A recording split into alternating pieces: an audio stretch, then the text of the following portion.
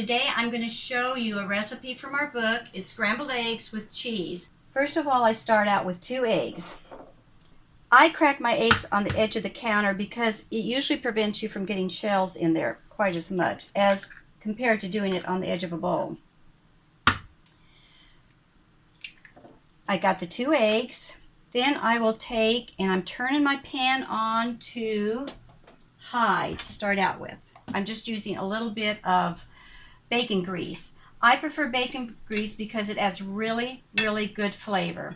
After I cook my bacon, I cool it, pour it in a container, and store it in the refrigerator. You can also use butter or margarine or some type of oil, other oil, but this gives the eggs a really special flavor. I take my fork and I'm going to just beat up the eggs a little bit. It doesn't have to be a huge amount. Then I add probably, for 2 eggs, about a tablespoon of water. The more you beat them, the fluffier the eggs will be. But, you know, if you're in a hurry, just get them beat together. I'm going to add some cheese. Let's see, for 2 eggs, I will probably add just 1 piece of cheese. This is just American cheese. It seems to melt better.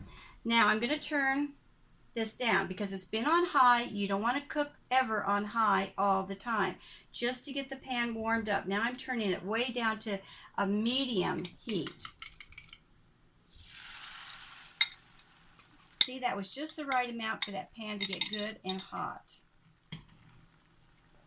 Now when you put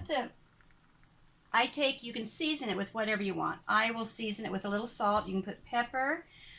You could add, if you really wanted to, you can add anything to scrambled eggs, you know, peppers, green peppers, that type of thing, little bacon bits, ham bits.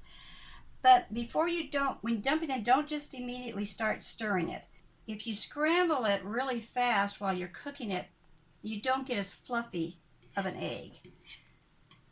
Now I'm just kind of picking it up and lightly stirring it around. You see how fluffy these eggs are?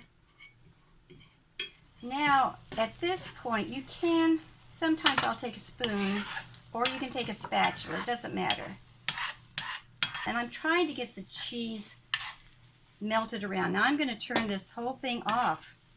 There's no heat going, and now this will just slowly cook. And you just keep kind of flip them and just wait a moment. See, I'm not doing a whole lot of this continually. Sometimes I let them get brown, but I think they're about ready. And there you go. Perfectly cooked scrambled eggs.